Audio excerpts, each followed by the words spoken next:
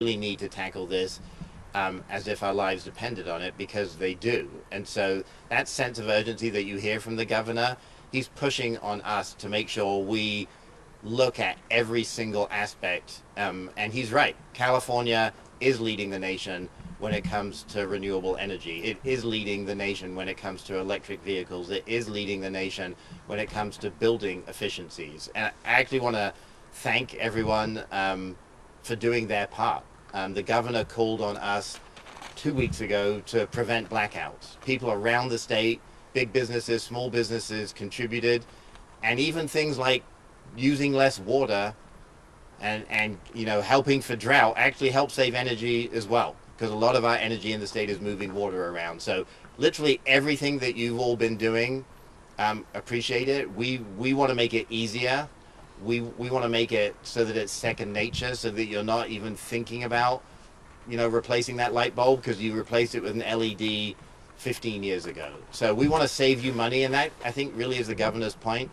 Many of the policies that contribute to climate change are actually hard on your pocketbook, and we're trying to create an economic recovery that's based on a innovation. And I don't really know anyone in my life that's more of an innovator than the governor. Like, how we use innovation to springboard our economy future into the future is really by green jobs, a green economy. So main thing today I'd want to say is be safe. If those numbers are above 50, which most of the state is, please don't go outside. Get one of these N95 masks, because you do have to go outside, and monitor it. And then the governor's asked us month after month to give him proposals that show what we're doing, to activate what we're doing. And Wade and I had the chance of going to a climate conference. Everyone around the world is looking to see what California is doing. And I'm just incredibly grateful that we have a leader like Governor Newsom, who's not only leading California, but leading the world when it comes to climate. Wade? Thanks, Governor, and thanks, Jared. I'd start by locating us and sharing a little bit about where we are right now. We are in the Loafer Creek portion of the Oroville State Recreation Area. And that is a beloved recreational asset in this part of the state. One of 280 state parks in our state. The Oroville State Recreation Area, the undeveloped portion around the lake, burned over about 70% in the last number of days. More broadly across our state park system, 10 of our 21 park units have been impacted by these recent fires, including, of course, Big Basin State Park that the governor toured last week. State parks are a point of pride for Californians, and really one of the crown jewels of an amazing natural ecosystem we have in California. And I think as we talk about the human cost of these impacts, we have to also elevate the natural resource impacts of these fires. Fact is, California has world-renowned nature and world-renowned biodiversity of plants and animals. And when you talk about almost 3.5 million acres of California land, that's over 3.5% of the state burning, major impacts to our environment and certainly our watersheds. We stand in a very important watershed for the state, in the State Water Project. And the fact is, these fires damage our watersheds. They also, of course, damage our infrastructure. We know from the energy challenges of the last couple of weeks, where fires knocked out transmission lines, that climate-driven catastrophic fires threaten the infrastructure that brings us our daily standard of living. On the energy side, but also the water side. We're not far from the Hyatt power plant at the Oroville Reservoir that actually had to relocate operations downstream because of fire threats. So these challenges are real, to people and communities, to nature, to our infrastructure. And I think what both Governor and Jared said is absolutely true. We're seeing impacts today that we thought would materialize by mid-century. And that's a really important point, because we used to talk about climate adaptation or climate resiliency as sort of a future planning exercise, a little bit of a kind of wonky forecasting effort. The fact is, climate resilience is about protecting our people and our nature now. So under the governor's direction, we're increasingly focused on, with Jared's leadership, how do we drive down carbon pollution? We need to obviously transform our transportation, our building, our energy system. But then what steps can we take to actually reduce pollution and protect people and nature from the climate impacts that are already here? So I'm really excited to be helping to lead on this effort, really focused on climate resilience and where can we find ways to continue to lead the world reducing carbon pollution, but in ways that recognize the reality, which is as we do that, we need to do more to protect our communities and our natural places. So I'm really excited about the work that CAL FIRE has continued to do on the proactive front of really reducing wildfire risk to communities, even while they do heroic work responding to these wildfires. And as the governor said, while we can be proud of what's happened in California, we have to do so much more. And that's what we're looking forward to doing in the coming months and years. I just thank Jared and Wade, and may know both of them have a long history of being environmental champions. And Jared left the Obama administration representing the EPA on the West Coast of the United States, and Wade was in the Brown administration, and both have a little history with me when San Francisco was leading this state, in many respects, cities across the country, in terms of some of our efforts to establish new expectations in terms of our low carbon efforts. And so we're bringing a world-class team back, and we've got a lot of work to do. Look, let's talk just briefly, and I'll open it up to questions in a moment. We have now currently have 5 active fires that are 5 of the most destructive fires over the last, in the history of the state. 5 of the 20 most destructive that are currently being suppressed, which is just remarkable when you consider that. We just came out August, the hottest in recorded history. 19 people have lost their lives in these fires. We anticipate that number may potentially go up as we get back into areas that have been ravaged by flame, and obviously smoke begins to clear.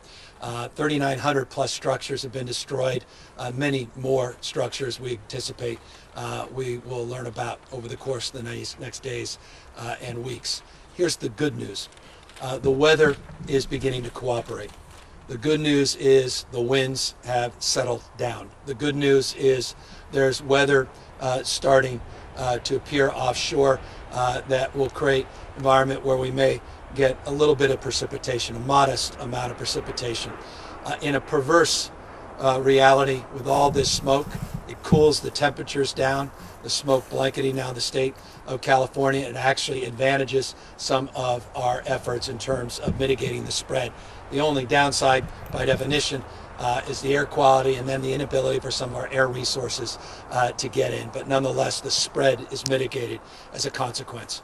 We've made great progress on the LNU complex and the SCU complex, the CZU complex. We are making progress on this complex of fires, 23% contained in this northern complex, otherwise referred to in the past as the Bear Fire. 253,000 acres roughly are in this current complex. The August fire in this state is the largest in California history. It currently is at 24% containment. That August complex is 747,000 acres. Just that one complex of fires, 747,000 acres alone.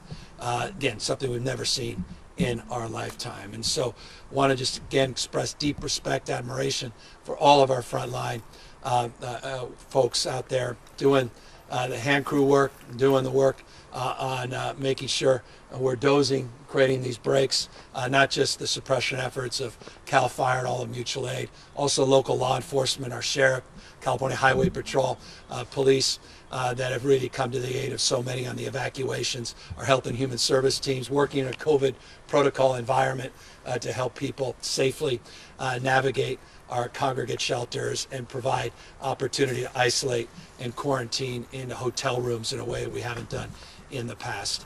I'd be remiss not referencing all of that and acknowledging their extraordinary work, and we couldn't again be more pleased or proud of that. With that, I also today have a piece of legislation that I'll be signing that is relevant and impactful. We noted a few months ago in anticipation of this wildfire season, we had a series of public events in anticipation of this wildfire season.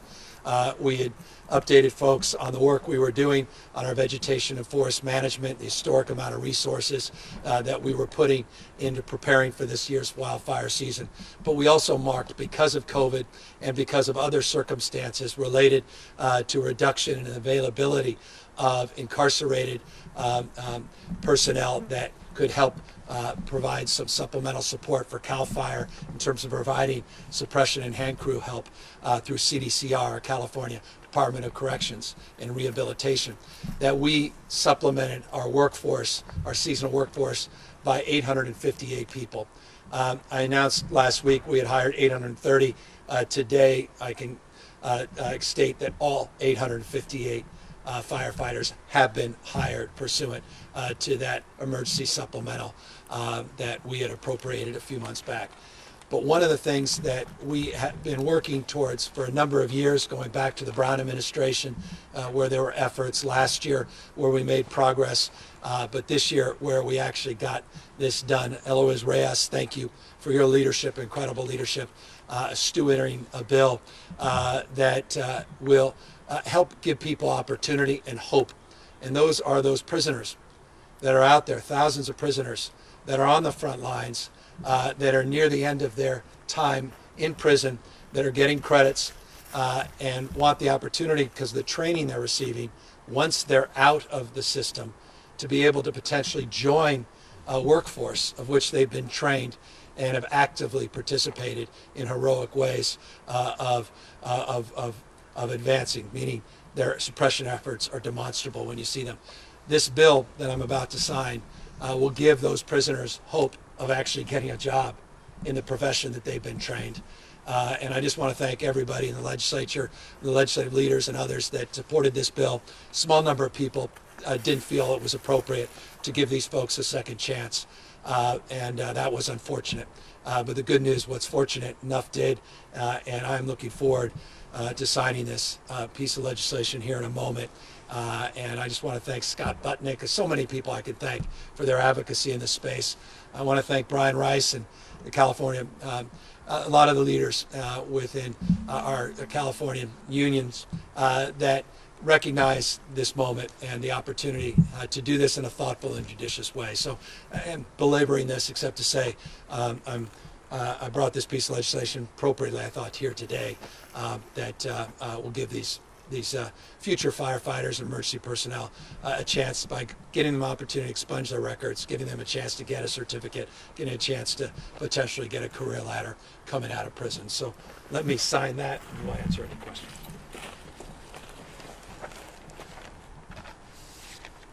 And this is AB 2147 for the record. So this is official. And very grateful again to Eloise Reyes for her outstanding work. So that's it in a nutshell. I can do a COVID update if you wish. 3,200 plus new positive cases, down to 3.7% positivity over the 7-day period. We are making progress in that space. We'll update you more over weekend and in our Monday presser. Happy to take questions. Hi, it's Dale Kassler from the Sacramento Bee.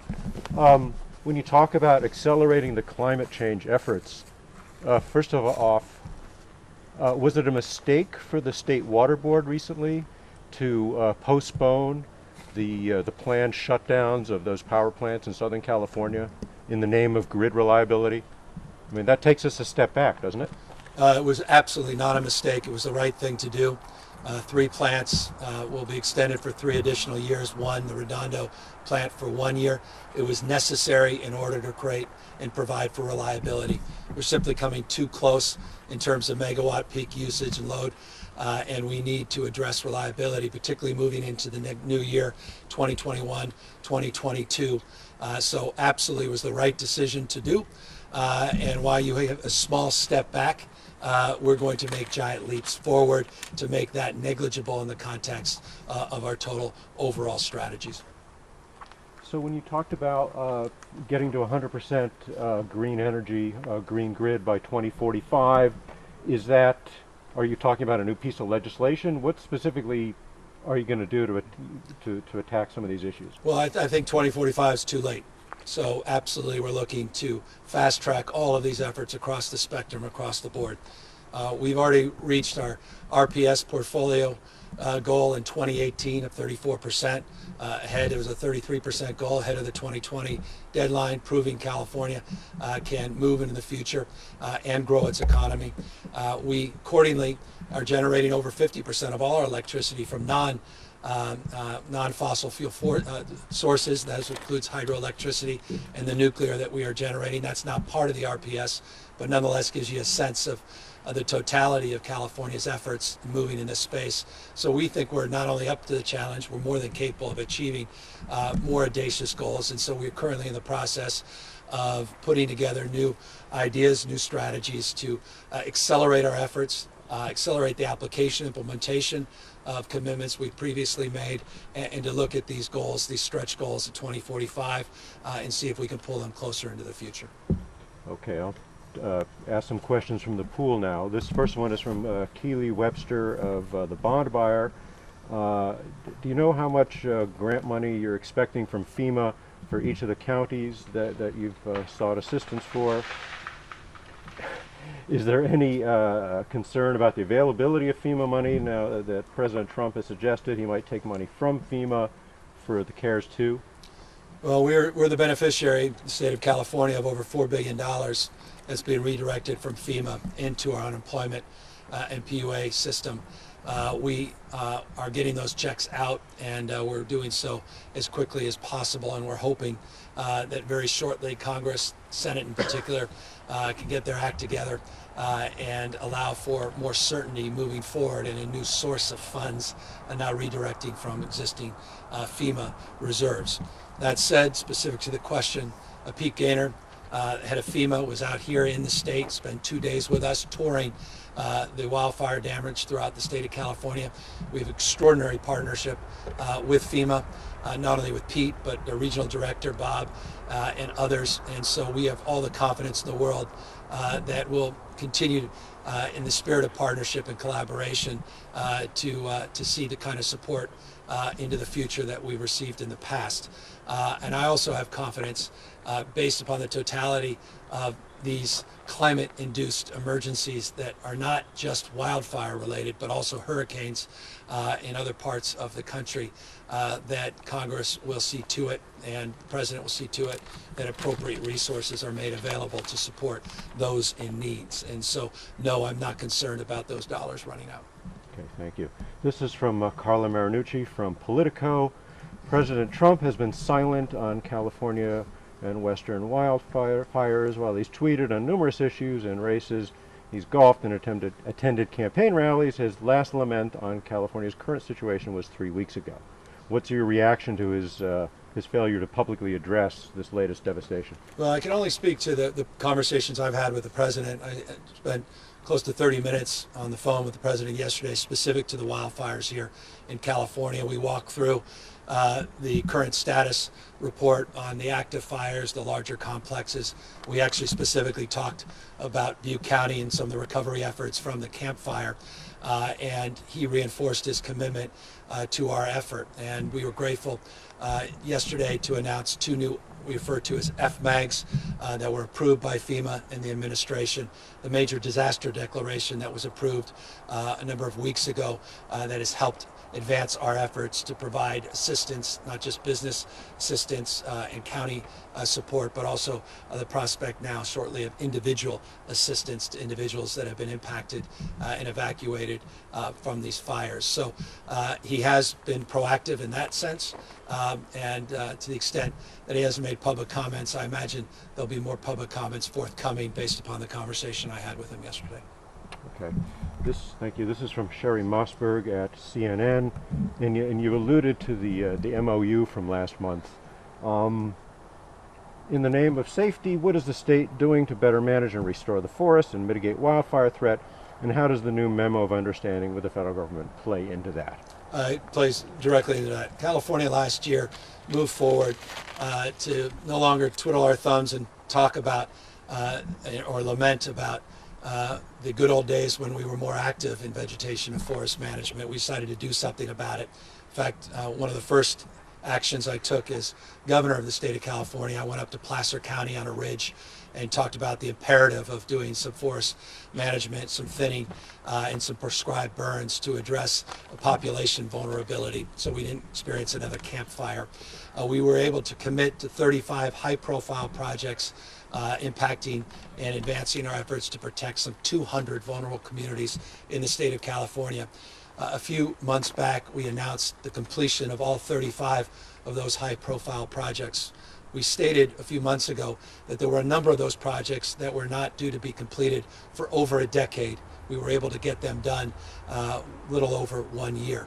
We are committed to doubling down on those efforts, and that is exactly the spirit of the partnership that we advanced this memorandum of understanding with the U.S. Forest Service, to basically double the commitment in terms of annual number of acres that are managed more efficiently and effectively in partnership with the state of California. The goal is to get to 1 million acres a year. We recognize that's not a stretch goal. That is the first goal of what we hope are subsequent announcements to go even farther and to do even more, because we recognize we're going to have to do more. But it was a significant milestone, a significant step forward, because the U.S. Forest Service and the state of California had not entered into any similarly placed commitments in the past. And so it's a positive development. It's a good sign. It comes with real resources from the federal government, and it forces us to step up our efforts as the federal government does the same. And so it's, again, one of, we hope, many announcements that we'll be making over the course of the next number of months, and we certainly hope over the next few years. I mean, is there money committed in that MOU, or is it just sort of a pledge, this is what we want to do? Now, there's resources committed by the federal government that come from a recent bill that the President of the United States signed going back, a couple of weeks ago. And that bill comes, what the name of it? Great Outdoors Act? Yeah, the Great Outdoors Act. So substantive, it goes from the provisions of the Great Outdoors Act. This memorandum of understanding will allow us actual resources. So it's more than just a piece of paper. It's not just symbolic, it's substantive. And it's also substantive in a different way, that it allows us to really prioritize together the most impactful projects, where we're not just doing things in parallel track, we're now doing things with real partnership and greater sense of urgency and intentionality. Okay, thank you. This is from, I'll throw in a coronavirus question. This is from Mackenzie Mays at Politico. It looks like the Sacramento area school where your children attend has received a waiver from the state to open. Do you plan to send your children back to the campus when they reopen, or are they going to continue with distance learning? Well, I'll let you know after I process that with my wife. I know better to answer that question without caucusing with the leadership in the House. Okay, fair enough. Sorry, bear with me a second here as we. This is from Curtis Ming at CBS 13 in Sacramento. When the power's cut, so is the normal lines of communication.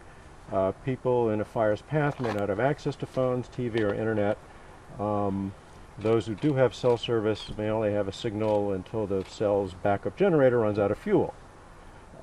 As these fires become more common, what are you doing to make sure those in remote communities have access to critical communication when they need it most? I'd refer the questioner to the work that the California Public Utilities Commission did last year, the work that we did collectively, the state legislature, myself, to work with all three of the largest investor-owned utilities in the state of California, not least of which PG&E, with new processes, new protocols, new expectations to make sure that we are being much more responsive to the needs of vulnerable communities, particularly rural and remote parts of this state, as it relates to any de-energization, what is referred to as PSPS.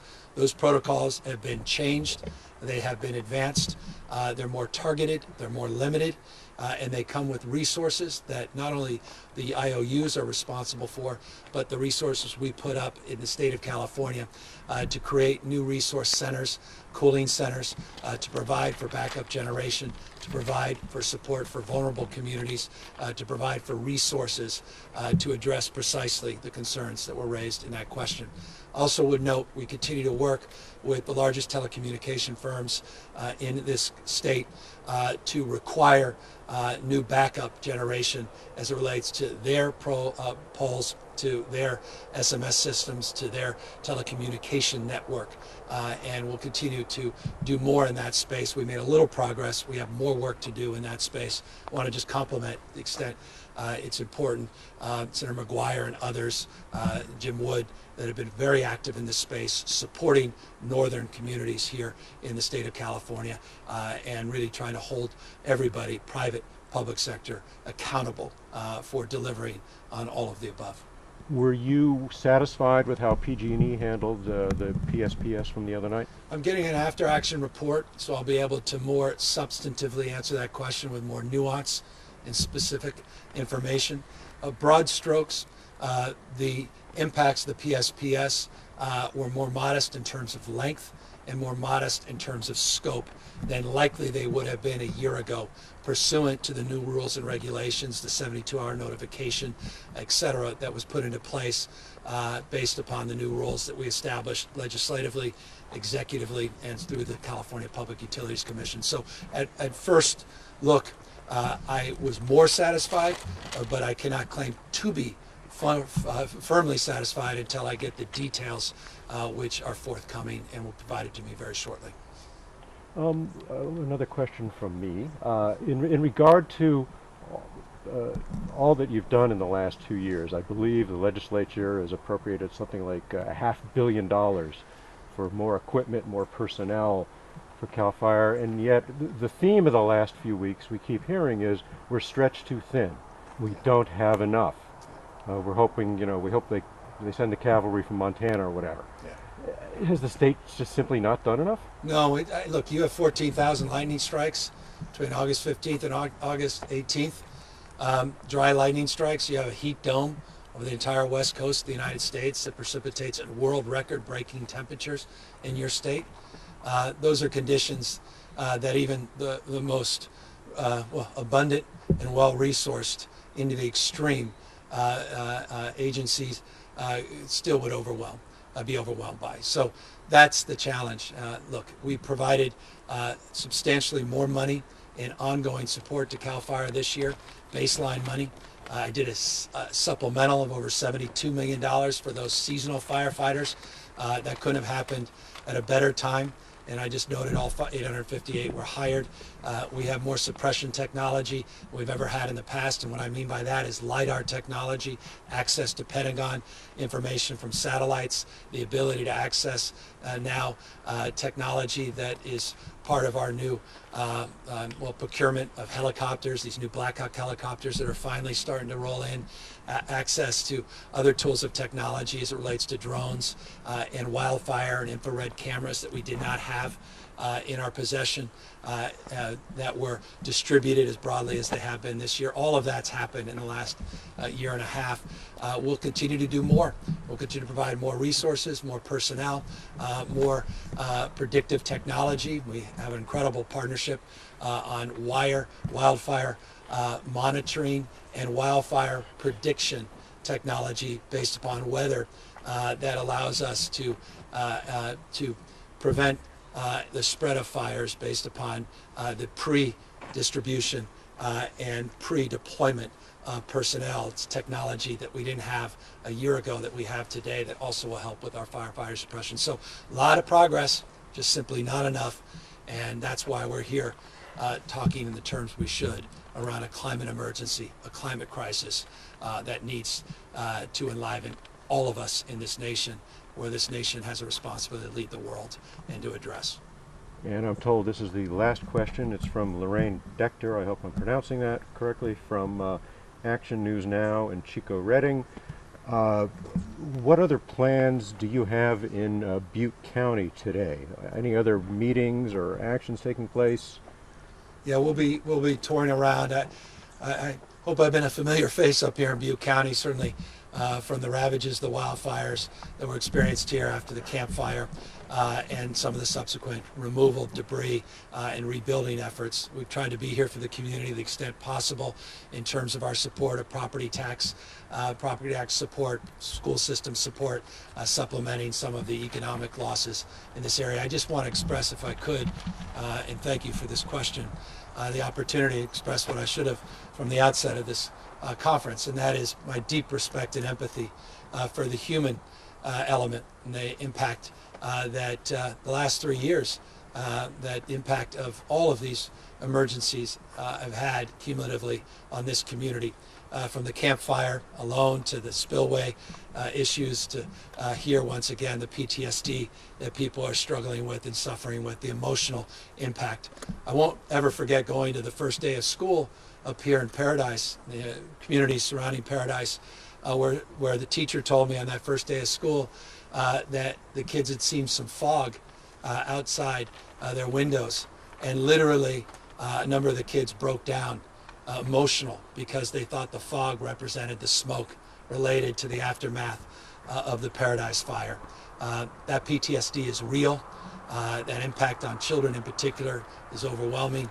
And so my respect, my empathy for everybody suffering, this community in particular. And that's one of the reasons specifically I wanted to come back up here today to lay claim to an appreciation, but also a responsibility to be supportive, not throughout this current crisis, but to be here, as I said, 2 years ago, a year ago, and I'll say it again, for the long haul, to make sure we're here as part of the recovery and making sure we're here part of building a more resilient community and doing more to prevent these fires in the future. And so with that, let me just again express my gratitude to all of those leaders, not only here in the Butte community, but the surrounding communities throughout the state of California addressing these historic wildfires. I expect real progress in the next number of days. Weather conditions are more favorable. Some of these larger complexes, we are making tremendous progress. I expect as well some of the air quality to begin to improve in the next number of days, measurably improve in the next number of days.